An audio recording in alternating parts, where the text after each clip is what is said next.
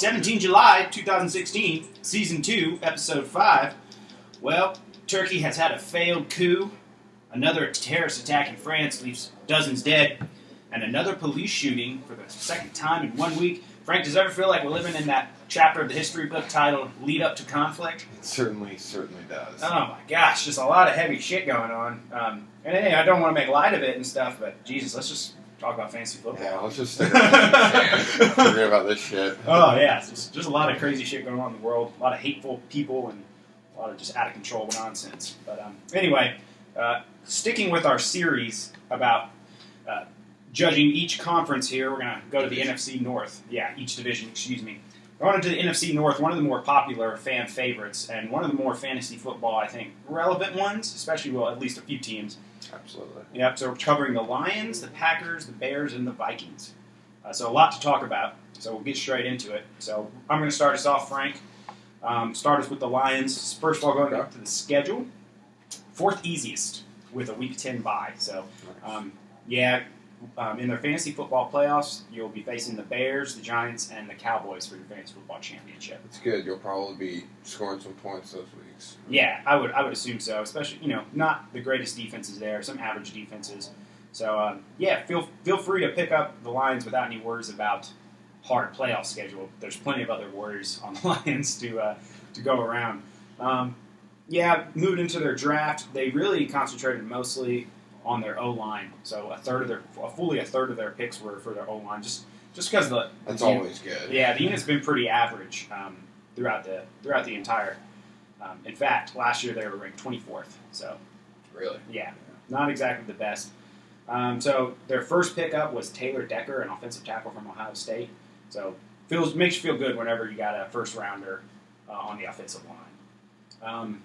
Then moving in the second pick, they got a defensive tackle. Third, they picked up a center from Michigan, Graham Glasgow. So there you go, for two of their first three picks, shoring up that O-line. Makes you feel good. And the rest of them picked up one interesting name, Dwayne Washington, a running back from Washington. Great receiving back, and he's got good size and good speed. So everything that I've read on him says keep an eye out for this guy. Doubtful that he really breaks into the lineup, as far as in a big way anyway, but just because his speed and his size and his receiving ability, who knows? He could something just to keep an eye out. So Dwayne Washington. Plus, they already got an Amir Abdullah. It sounds like a similar type back, but yeah, exactly. Exactly. Really, the biggest off-season sign they signed Andre Caldwell. In addition to picking up a couple pieces on their defense. So defense maybe worth a play. Really, especially in matchups, but I think they're more of those matchup-dependent defenses than really something that you're going to play week in, week out, like Seattle or Arizona or the Cardinals. But not a bad team to pick up, especially when you're playing some of the guys in their division that don't have the strongest offenses, like the Bears. Yeah. All right, their O-line, like I said, ranked 24th.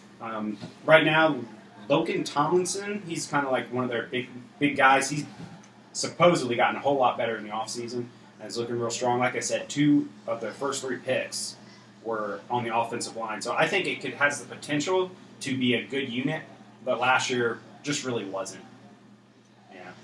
I mean, they had a lot of coaching issues, too, if I remember correctly. I remember when they had Lombardi as the QB coach, and I think he ended up becoming the offensive line coach as well, or the offensive coordinator at one point as well. But once they finally fired him, got rid of Jim Caldwell, and now they got Jim Bob Cooter or whatever. So, yeah. And it really looked like they started to turn it around towards the end of the season because the beginning was fucking terrible. That guy is probably my favorite name to say in all of football, Jim Bob Cooter. Yeah. That is a funny one. Well, I mean, you got the two elements of it. You got the Jim Bob, which is just funny in general, like who names their kid Jim Bob, and then Cooter. Oh yeah, we're super mature here on the Fantasy Football Pickleball podcast here. But all right, moving in straight into their notables. Right now, I mean, I guess really the biggest off-season development is they lost Megatron. One of the all-time greats. I know there's a couple of years I had him on my team, and you just loved having him, just because he was always the guy that was going to make a big catch. The size and speed just really were unparalleled. He was the number one receiver for years. Oh yeah. For I think 3-4 years, he was like the first guy off the board as far as receivers were concerned. I mean, and really, when it comes down to it, the guy probably is a top 10 all-time receiver. I mean, for sure. I mean, the guy's a fucking beast. Currently holds the all-time record for most yards in one season. Yeah, pretty incredible. But yeah, he's gone. So that's to me, that's a hit on Stafford more so than really anything because. Especially when he was younger, Stafford just like, yep, throw it to fucking Megatron. Just depended on him. And now there's just not really that huge receiver. So I expect Stafford to take a little bit of a regression, not a huge one. He actually had a decent year, and like you said, picked it up towards the end. Yeah. With 4,200 passing yards, 32 passing touchdowns, ran for 159 and added one on the ground. The great thing about Stafford is where you can pick him up. And his potential. So cheap. Oh, yeah. I mean, what, around 10, 11? Probably. Maybe even later. I mean, 10-team league? Yeah. Definitely. Yeah, exactly. So, I mean, as a backup, fuck, why not, I kind of have a feeling his ADP is going to rise. I mean, he's right there with Matt Ryan, two guys who kind of had shitty seasons last year. Right. So I definitely think it's going to pick up. I bet he ends up going probably 9th to 10th. I don't think there's a chance he drops real far. But right now in mock drafts, it's ridiculous how low he goes. I mean, yeah, and that's the thing with mock drafts. You get so many people on there that consider themselves fantasy experts that you never see quarterbacks go too early. But I agree with you. I think in actual drafts, he'll probably go in like the 9th or maybe even the 8th.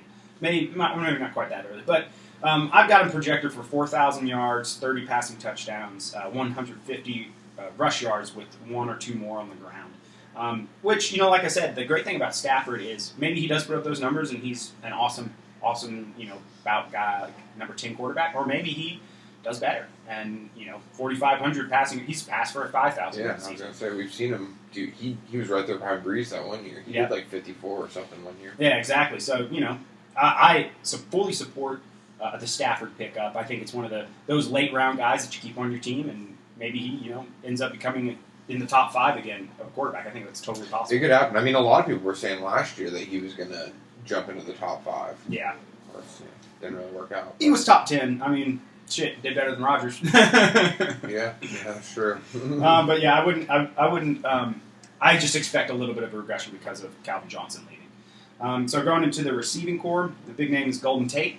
He thinks the biggest bump from last year because Megatron's gone. I mean, who else is the number one? Like, really, he's the number one guy. I think. What I'm hearing people say, especially what the terms are using, like on the fantasy football subreddit, is 1A and 1B. Golden Tate's being called the receiver 1A and Marvin Jones 1B. So, yeah, I mean, I think they're going to be pretty equal. Marvin Jones was pretty damn good in Cincy. And he's bigger than Golden Tate is. I'm not quite sure. I think they're about the same size, but I think Marvin plays a little bit more of the slot anyway. So I think they'll. See, that's why it's kind of confusing to me. Like, I'm not sure who will do what, just because I thought Golden Tate was the slot guy when Megatron was there. Yeah, I mean, someone's got to go deep for him, and Stafford loves to throw it deep. So maybe they both, like you said, kind of take a similar role.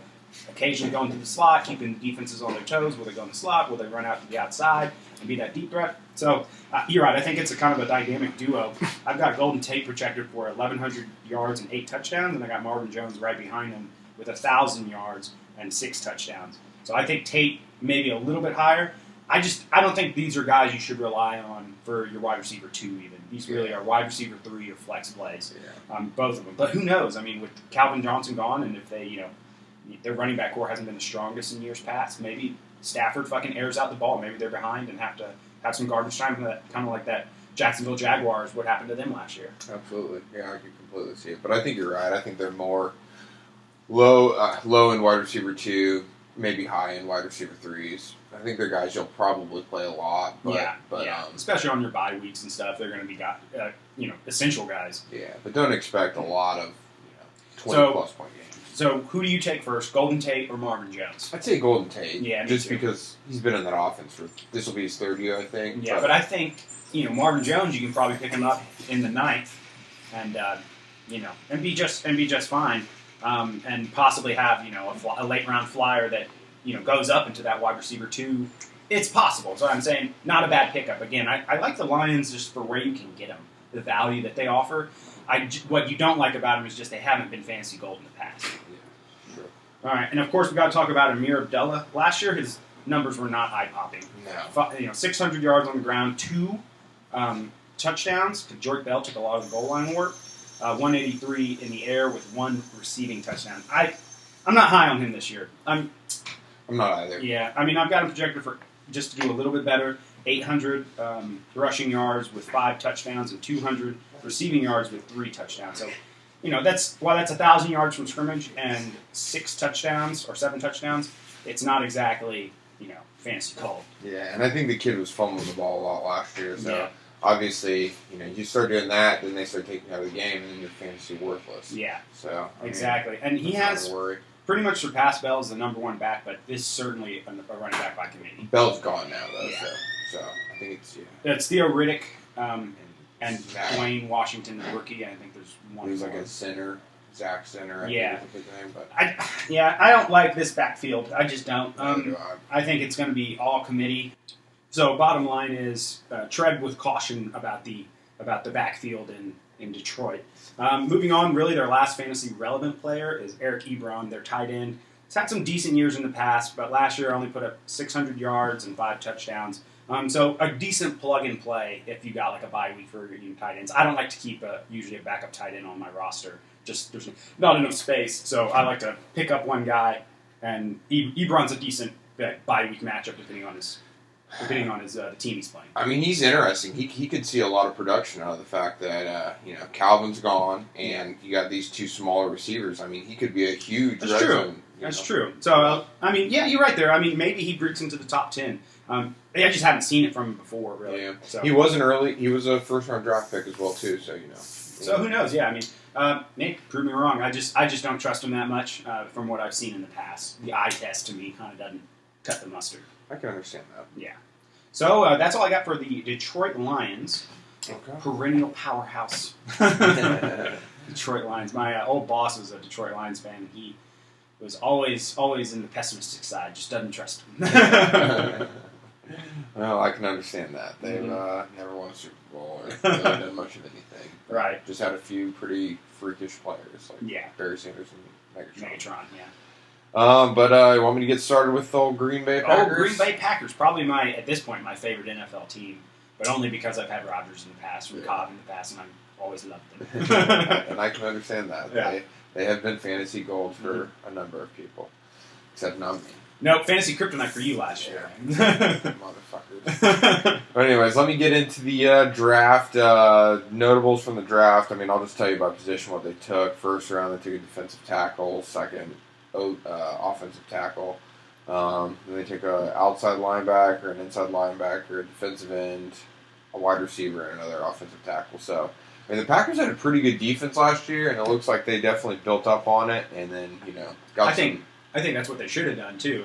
I mean, they've got all the offensive weapons. Exactly. Build the defense, work on the O-line a little bit. They already have a good O-line, but get more guys back there to come up if somebody gets hurt. Yeah. So I think they did what they needed to do in their draft. How are their off-season pickups looking like? Not a lot happened. I mean, they re-signed O-lineman Don Barkley's. Significant just because he's one of their better guys, so got him re-signed. Only other real notable one is Jared Cook, tight end. You've probably heard that name. Yeah. He's been played here and there, played for the Rams last year. They signed him in the offseason. But he already fucked his foot up, so he had foot surgery, and it remains to be seen if he'll be ready for week 1. So, but we've seen him do some good things, but he's just never been a very consistent fantasy player. But I mean, he's a big guy, he's fast, he can catch balls. Do you think he goes above Rodgers in the depth chart? They're saying he would be if not for the broken foot. But obviously, Richard Rodgers, I think he'll be in his 3rd year, so. I mean, again, I'm not a tight end expert, but he kind of passed the eye test too, and I don't know if that was just because there were no other targets last year for Rodgers to throw to. He's playing with his, number 4 wide receivers, Because he caught that Hail Mary. Yeah, and that was pretty sweet. I had picked him up for that game. But yeah, no, I mean, who knows? I don't think that Rodgers is necessarily somebody you really draft as a tight end, but I guess we'll get into that. I mean, for me, the Packers are kind of like the most consistent team in the NFL right now. I mean, they've got a great offense. Pretty much everybody's going to be back from last year. I mean, they had what could be called a down year last year because of Jordy getting hurt and just kind of throwing the offense off its rhythm. Certainly down your fantasy terms. Yeah. Still made it deep in the playoffs. Yeah, but they still made the playoffs. So, I mean, not a lot of teams can fuck up and make the playoffs. You know? Right, but, right. This next year, though, it's looking pretty good for them because they have the easiest schedule in the NFL. Really? Yeah, so, Damn. I'll tell you some of their tough games from what I could, what I thought looked like the tougher games. Week 5, they play the Giants, and then the next week they play the Cowboys. Of course, both these games are at home, so yeah, maybe a shootout. Yeah, an old Eli Rogers shootout followed by a Romo Rogers shootout. Should be great games to play teams on both sides of the football field. Yeah. So, and this is actually kind of significant. Week 14 they play the Seahawks. So that's the beginning of the fantasy playoffs. Then they go to Chicago, and then they play Minnesota. So some tougher defenses. With Minnesota in the last year, but that's concerning, I guess. But it's not anything they can't overcome. You just worry if you pick up Rodgers, is he going to have a shit game like he has against the Seahawks and the Vikings both times? Yeah. I mean, last year those were some of his worst games. Yeah, they definitely were. So tread with caution there. Interesting nugget. Yeah, I figured I'd mention it, but they have a really easy schedule. Should be, for that reason, it's kind of making me think maybe to a degree Rodgers won't have to do a ton, but, I've only heard good things as far as him wanting to bring the Packers back to what they were doing in 2014, 2013, everything like that. And still, he's only won one Super Bowl, and he did it very early in his career. Exactly. So, I would assume he's hungry for a ring at this point, to enter that elite quarterback range with Manning and Brady. That hey, they got the rings and the championships and the numbers. And the thing that would be interesting to me is if you've got Rodgers. Think about trading him away for the playoffs. Think about getting some fantasy studs. That's not a bad move. Yeah, it's because you play them all year, and then you see these games. The Seahawks in the round 1 of the playoffs, fantasy championship. He's got who you got in the fantasy Super Bowl, the Vikings, who he's had trouble with. So consider it. I mean, unload him, let somebody else take that bullet, and you prepare yourself with a decent quarterback and some fancy stud for running back that has an easier playoff schedule. Sure, that would be an awesome strategy if you could pull that one off. Yeah, but Aaron Rodgers last year he had 3,800 yards, 31 TDs, and 8 interceptions. The guy's 32 years old, so still right in the midst of his prime. For 2016, I think it's going to improve. He's going to have Jordy back. I think you're looking at him doing more about what his average is for his career, which is right around 4,300 yards. Probably 38 touchdowns, another 6 interceptions. So back to good Rodgers, good standard Rodgers. Yeah, I think probably adds 300 yards on the ground with 3 TDs too. Yeah, probably. Which is always a nice little nugget. Not quite the Cam Newton, but he runs more than most quarterbacks. Yeah. There's just a few little sprinkles on top. It's very, very nice. Yeah, it's always nice when he gets And like I said, I mean, I've heard talk of him changing his diet, no cheese diet. I've heard. It's controversial, and like I said, he needs a Super Bowl. I tell you, what's probably good for his diet is eating Olivia Munn's pussy. Yeah, very, very hearty pussy. Good for the soul. What are some other? The notables are all over the field for Green Bay. Yeah, exactly. We got Jordy Nelson returning after the destroyed ACL from the preseason.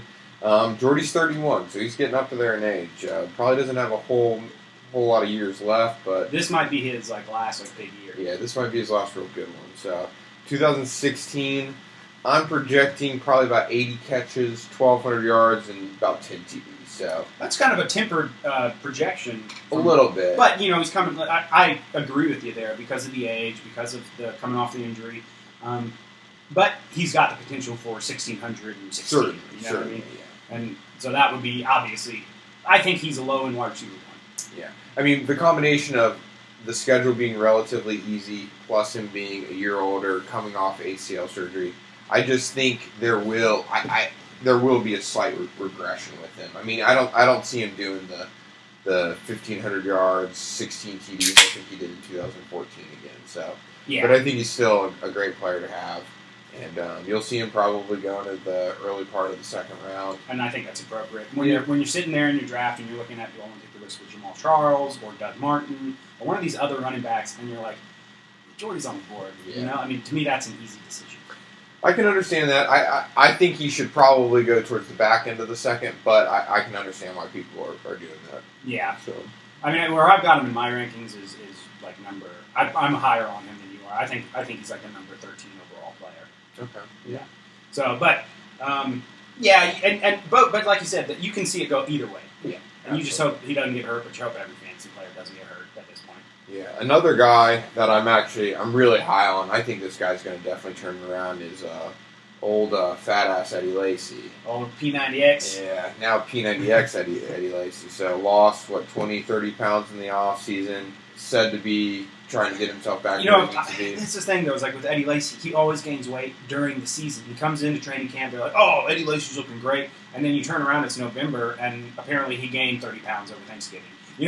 Well, hopefully they give him a good talking to, and he understands that he needs to fucking lay off of it and fucking make some serious money and win the fucking Packers another Super Bowl. Yeah, I mean, great for fantasy. Yeah, and Eddie Lacy always has the potential to be, just because of the team he's on, the quarterback he's got, and the lanes that are open. Oh yeah, because of the deep threats and the O line. Dude, he could be a number fucking 1 running back. He could be the new league leader. He could have a fucking 1,500 rushing yards, add fucking 500 on the ground. Absolutely. With fucking 12, 13 TDs. Yeah. It's just, I don't know. I mean, maybe the innate talent isn't there, but certainly the opportunity is there. Absolutely.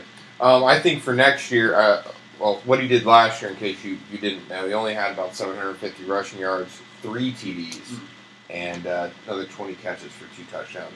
So really way shittier than what he did in 2014. I mean, there's games last year where Starks took over the job. Oh yeah, and sometimes they didn't even let him play because he was just being a shitbag. So for 2016 though, I think he's good for 1,200 yards, probably 8 touchdowns, another 40 catches for 400 yards, and probably 3 or 4 receiving touchdowns. So I think he's going to be a huge PPR back. I think you want him on your team. In fact, I think he's going a little bit low in the 3rd round. Like I think he's honestly probably a 2nd round guy, but. I mean, I can understand why he's going in the 3rd round. It's because he sucked so much ass last year. Yeah, I mean, that's a guy that, like, I'd be tempted to take him in the 3rd round if he's around. Probably might be around.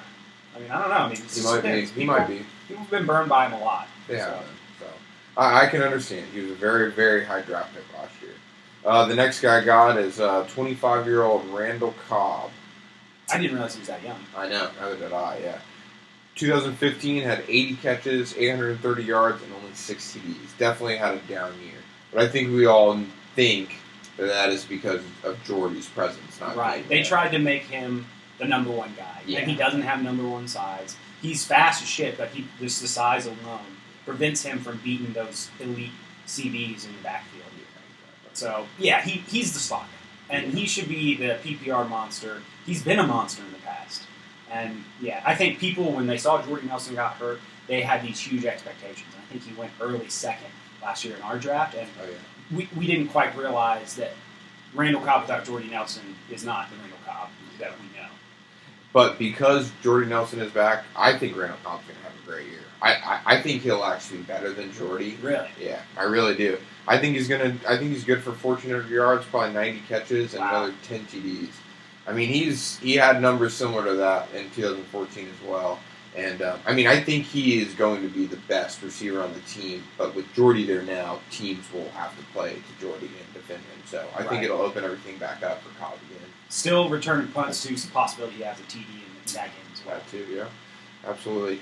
That's pretty much it as far as my fantasy relevant guys. Just a couple guys worth mentioning. Jared Cook, like I said earlier. Watch for him, but he already hurt himself. So Richard Rodgers, tight end, 3rd-year guy.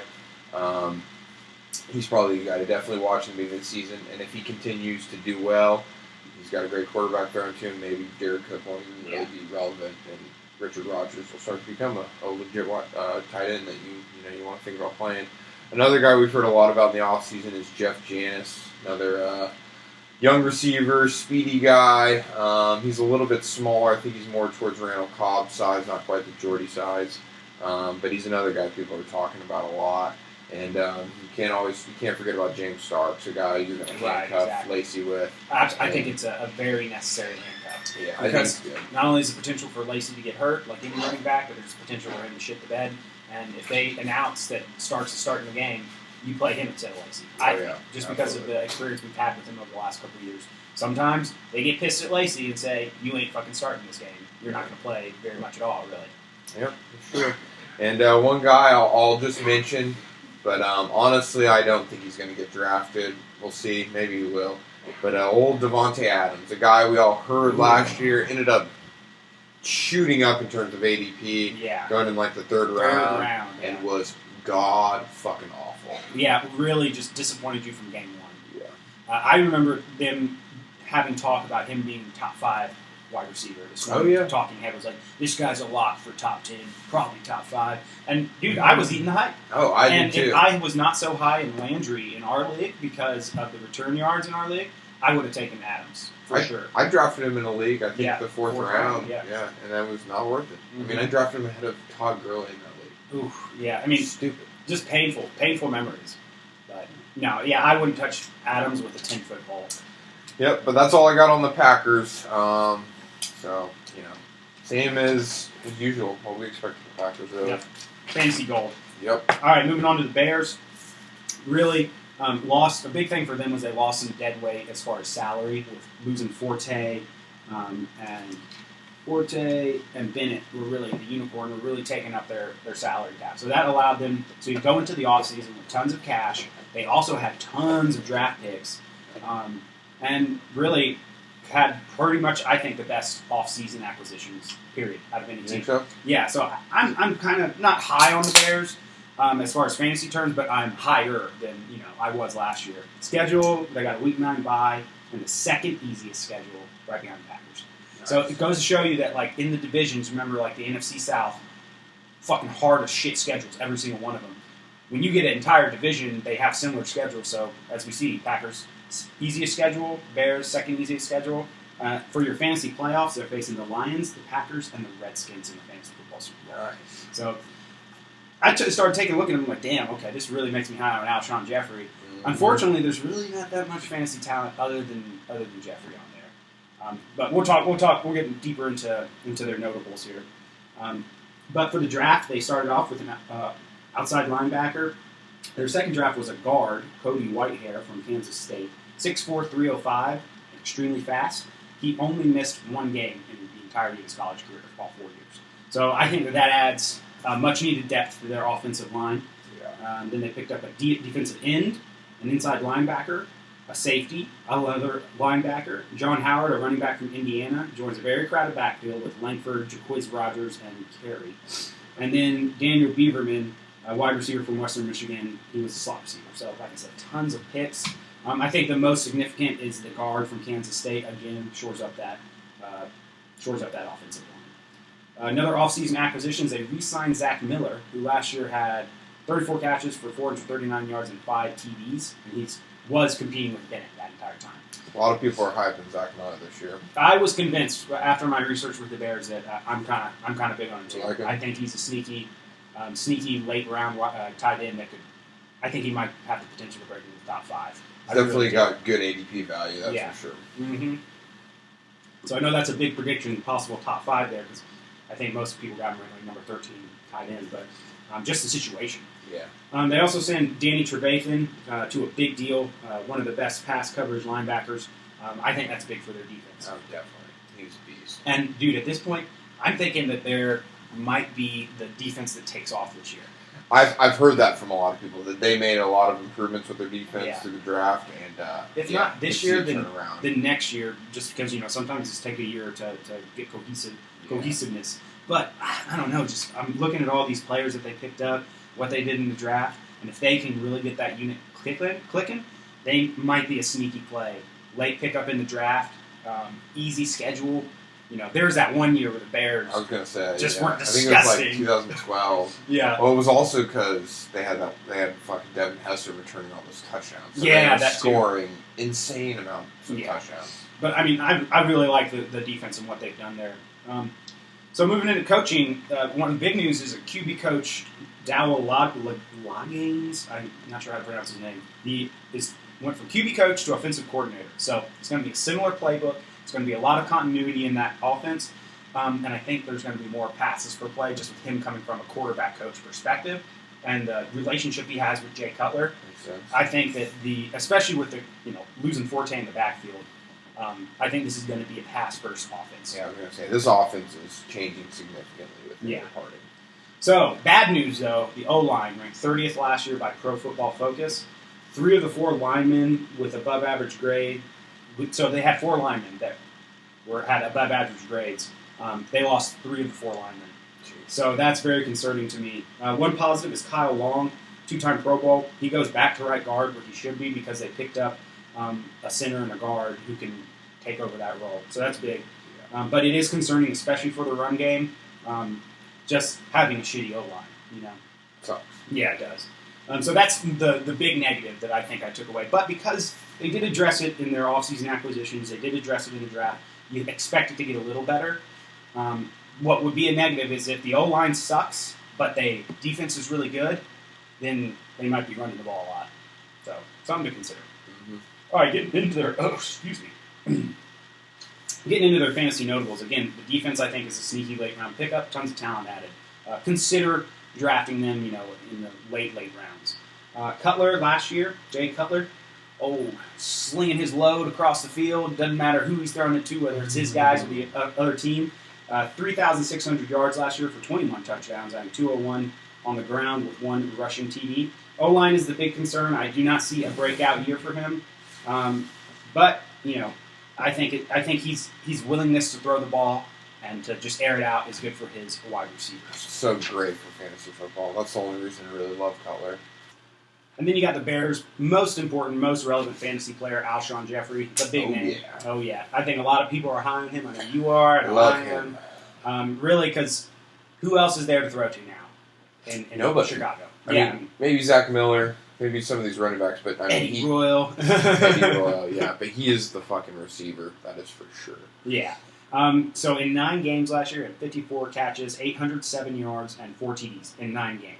So, you basically double that for your whole season production, and he has massive numbers. Oh, yeah. Yeah, I mean, at this point, Alshon is the receiving game in Chicago. The question is, can he stay healthy? I know there's been some, but you brought it up in one of our last podcasts. Yeah, it's overblown, I think. It is. I mean, what happened with him last year was he pulled a hamstring, and that led to just lingering additional injuries. I mean, this is a big, tall, fast receiver. If his legs aren't in, 100%, it becomes difficult for him to really play. So, I mean, it wasn't any significant injuries. They were all lingering injuries that caused essentially each other. And the other thing was his first 2 seasons in the league. This is his 4th year. He played all 16 games. Yeah, so. You know who he reminds me of Julio Jones in a lot of ways. I can see that, yeah, definitely. Just a big guy who can get triple covered but still come down with the ball somehow. Yeah. One of those big guys. I'm projecting him for 1,500 yards and 12 touchdowns, and it would not surprise me if he stays healthy that may go up. I can see it. And, there's always a possibility he gets hurt and stuff, but he's just juicy. I really like him I've got him, almost skirting my top 10, really. I can definitely see that. Right behind A.J. Green as my number 7 receiver. I've got him higher than Des Bryant. I've got him higher than Jordy Nelson. I'm really, really high on him. So, other wide receivers to keep an eye out for, Kevin White, still totally unproven. We hear mixed results, but he could evolve, I think, into a wide receiver 3 flex category, just because there's not a whole lot of other wide receiving talent there now. He was an extremely early first-round pick, higher than Alshon Jeffries was. Yeah. 900. So I've got him projected for 900 yards and 6 touchdowns, which puts him in about flex territory. Oh, yeah. But again, if he is the talent that they say he is, maybe he becomes the Alshon Jeffrey to Brandon Marshall. Yeah. You know what I mean? And how they have 2 guys that you could play there week in, week out and feel comfortable about it. Mm-hmm. So I would just keep an eye. I'm not planning on drafting him unless he falls to me in the 9th round, 10th round, and I'll take a flyer there, sure. But again, I don't. Some people say, draft him in the 7th, sneaky, but I wouldn't do it. Yeah. Just too many question marks. Because I hear also that he can't run routes very well and stuff like that. So that's questionable. Eddie Royal and Marquise Wilson are picking up the slack in the back or slack in the wide receiver. I don't think either of these guys are draftable. I think I've already heard Marquise Wilson's hurt too. So yeah, so I would just avoid those guys. And maybe if they start picking up, just pick them up off the waiver wire. Alrighty, so Jeremy Langford. He's the big name in the running back and the backfield. Again, I was really high on him towards the end of last season because of what he did in Matt Forte's absence. But it doesn't look like Chicago is wanting to play the running back carousel or the single running back game like they used to. They used to be Forte's backfield, and that was that. Last year, though, Langford put up 537 yards for 6 touchdowns, 279 receiving yards with 1 touchdown. He really only played for half the season, so those are good numbers. But just because of the way I think they're going to use the backfield, I don't think he goes much higher. I'm projecting him next year for only 800 yards on the ground and 8 TDs, and 300 yards on the ground or in the air with 2 receiving TDs.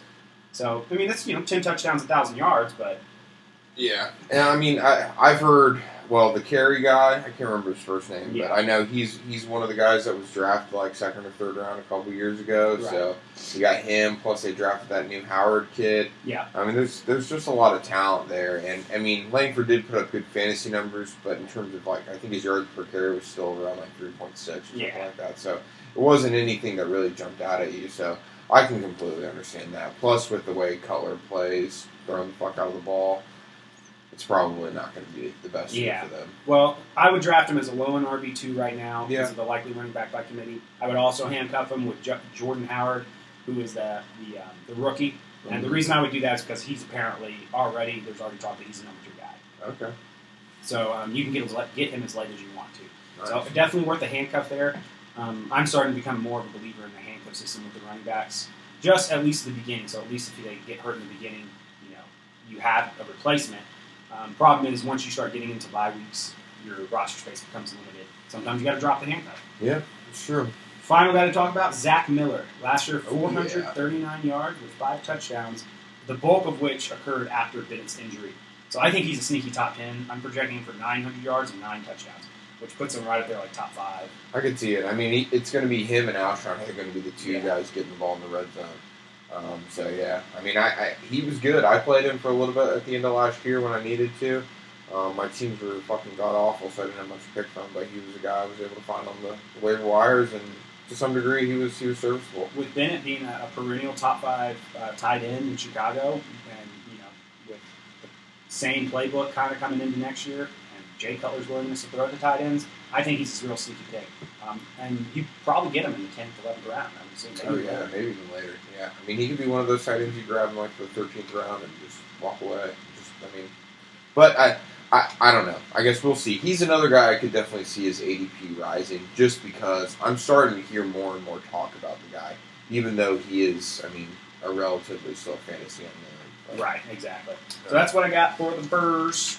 Big takeaway is consider their defense, and hopefully that whole line improves, but Alshon Jeffrey. Yeah, Alshon Jeffrey. All right, well, I'm going to finish it off with the last team, the Minnesota Vikings, the team that won the division last year. Yes, that is often forgotten. They stole it right at the end. They went 11-5 last year. Pretty fucking good. Didn't they win the division and then immediately have to face the Seahawks? Yeah, and there was talk about maybe the Packers just blew that game, so they didn't have to. I never heard that, but that makes sense. Of course, they both ended up losing because I think the Packers played the Cardinals, and it was a close game, but so. So the Vikings. This is a good team. I mean, they've got a lot of good players. As far as their draft went last year, their number 1 pick was Laquan Treadwell. Wide receiver, right? Yeah, wide receiver out of Ole Miss. I love the guy. He was awesome in college. Great receiver. We'll see how he starts to pan out. But he's a rookie, so you're probably not going to see a whole lot of fantasy relevance this first year. Yeah, I'm thinking back. When was the last time they had a really good wide receiver there? Randy Moss. Yeah, it's literally that far back. Yeah. So maybe, I don't know. Do you think he sees a lot of playing time this year? He should see a decent amount of playing time. But I don't think it's. He ain't gonna be no Cordell Patterson. Yeah. No. He's gonna be better than Cordell Patterson. But what else did they took in the draft? They took a good bit on the defensive side, cornerbacks, inside linebackers. Some outside linebackers and safeties. One other significant guy that's worth mentioning, though it's probably fantasy irrelevant, is a wide receiver they took, Moritz Boehringer, this German guy who never played any college football.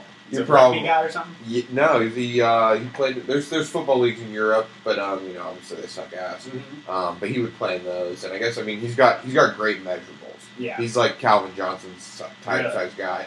He is a white guy. Temper your expectations. Asterisk, temper it. But he's a big guy, 6'5", 30, 40 pounds, something like that. Runs fast as shit. That's the thing about Europeans. They don't know they're not supposed to compete with the black guys. Yeah. Like, the only, like, white guys in the NBA that really do shit are the European guys. Like, well, what?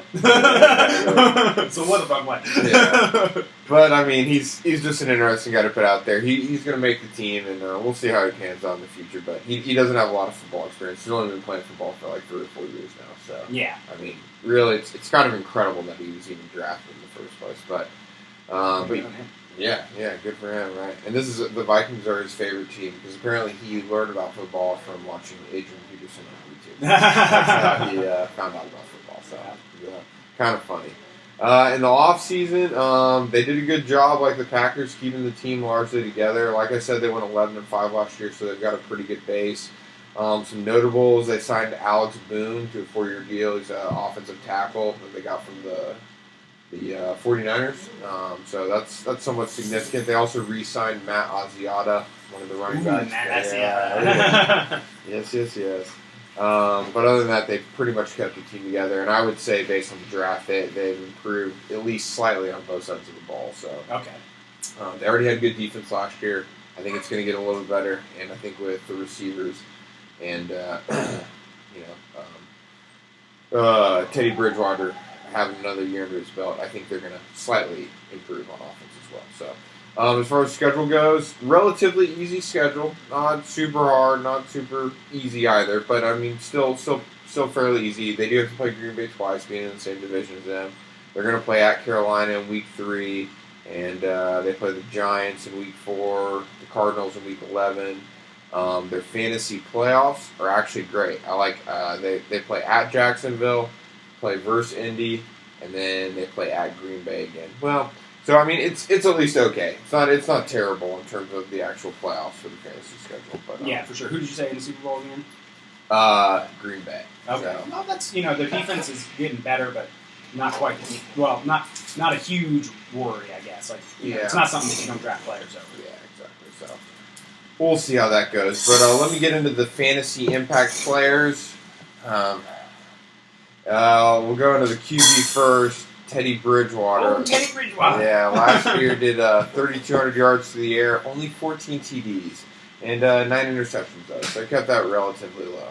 But he's a good player. Not a real good fantasy player. No, I don't even think he's draftable as a backup. I don't think he is. My pretty much my takeaway with Teddy is he's not going to really be fantasy relevant until AP leaves because I don't think the offense really changes until AP's out. That's a good point. Yeah, so, exactly. I mean, in a way, I think it's good because I think he's going to get a few more years under his belt just learning, and then he'll get to take over the offense once AP leaves. I mean, I think he could be a good quarterback. It's just, just got to wait and see. But in 2016, I don't see it changing a whole lot. Maybe he gets near 3,500 yards, maybe 4,000, maybe. But hopefully he can get his TDs up to the 20s. But we'll see. But like you said, I don't think he's a guy you're really going to try and go after in the draft. I mean he's going to sit on the maybe he picks it up and you get him off the waiver wire. And there might be some good weeks to play him, but he's not really a guy you're too worried about. The next guy and the most important guy, Adrian Peterson. Old AP. Yeah. I mean, he's the god. He really is a god in terms of football, in terms of fantasy football. He's a guy that we'll never stop talking about. When I think of I just think of who is genetically perfect for their sport. Like Michael Phelps has super long arms, super short legs for his body type, and massive hands. Yeah. AP is the genetically perfect running back. He definitely is. Just the numbers, the speed, the size. You just look at the guy too. You're just like, holy shit, that is a fucking athlete. I mean, he is one of the freakiest looking dudes in the world. I mean, just fucking Zeus body, like a fucking anatomical perfect model of what a human body should be. Yeah, and I mean, last year he was the best running back, not by much, but in terms of yardage, I guess. Not in terms of actual fantasy points, depending on your league. But he had 1,500 yards, 11 TDs, 4.5 yards per carry average. I mean it's standard AP You complain because it's AP. Yeah, exactly. You want 1,800 yards and 16 17 touchdowns. Yeah, but him to be like, fuck it, I want 2,000 yards again. Yeah, you really want that. But in 2016, I honestly see the regression continuing a little bit. Regression in terms of AP is really, not much. But I think he's looking at more like 1,300 yards. But I think he's still a lock for 10 TDs. I just think slowly they're going to reduce his carries, start to bring in Asiata and Jared McKenna, and you'll just slowly see some of his carries go away. He did about 330 carries last year. He'll probably look at more like high twos, 275. Right, yeah, maybe right at 3, but he's probably going to lose 40, 50 touches. So what are you projecting then? Some regression here? Yeah, no. I think he's going to regress by about 100 to 200 yards in terms of rushing in, but I think his TDs will probably be around 10 still. So you're going to get the TDs out of him. He's going to have good weeks. But, he's older. He's 31 years old now. So, probably this season, maybe next season, we'll see. If they randomly win a Super Bowl, which I don't see happening, he'll probably retire. But, that's pretty much where I see AP this year. He's going in the first round. He probably should go more towards the early second, in my opinion. But yeah, I think he's a turn guy. I think he's a turn of the rounds. Like, if you got, the 9th overall pick in the 10, that's where I would think I'd be eyeing him. Yeah. It's like, maybe right in the mix with all those low-end wide receiver ones. Mm-hmm. Yeah, and I agree with you on that. The next guy, there's not a lot of fantasy relevant guys. Yeah. So the next guy is Stephon Diggs, a guy that we saw. Yeah. Wow. There's not much else. Yeah. We saw him come out towards the end of last year and did 52 catches, 720 yards, 4 TDs. He had some really good games. Once again, the problem is he has Teddy Bridgewater throwing the ball and AP, the offensive center around him. So I think he's going to improve because I think he really did prove himself. But I think you're still looking at more of maybe a low-end wide receiver 2, high-end wide receiver 3 next year. Yeah, I've got him as a mid-range wide receiver 3. Yeah, and I can understand that. I think he's probably good for 60 catches, maybe get close to 1,000 yards, but he'll probably still get some TDs. I could see him getting about 8 TDs or so. So you got to throw the TDs to someone. You got it. You can't only give it to AP. So, other than him, Laquan Treadwell, he's a first-round draft pick. I think he could get probably close to what Stephon did last year. Maybe a little bit better, maybe 50, 60 catches. I think he'll get 5 or 6 touchdowns this next year. Well, clearly they needed a wide receiver, and so they went after him in the first round. I think that speaks a lot to maybe him having a really good rookie year. Yeah. It usually doesn't happen, but 2014 showed us that rookies can break out in the wide receiver game. Absolutely. And, some other honorable mentions. I really only got 2. Jared McKenna. I think he's the guy that replaces AP eventually. Yeah. I think he looks like a great running back. Great handcuff. By handcuff, like you said. Yeah, a guy you think about in terms of that. And one more guy, Kyle Rudolph, tight end. Rudolph, the red zone reader. Yeah. Never really has amounted to a whole lot. No. Injury prone. A good tight end, I guess, but he also has Teddy Bridgewater passing. Yeah, exactly. He's not going to get a lot. So really, if I'm reading this, there's really only 2 draftable Vikings. And that's AP and Stephon Diggs. Yep. And that's pretty much it with the Vikings. So. Well, I guess that is it overall. Yeah, that's it for the podcast. So thank you for joining us. Next week, what are we doing? The AFC South? Yeah, AFC South. That sounds good. So thank you for joining us, guys. Like us on Facebook. Hit us up on YouTube. Comment in the section. It's starting to pick up some views, so that's pretty exciting. But this is Andy signing off. And I'm Frank. See y'all later.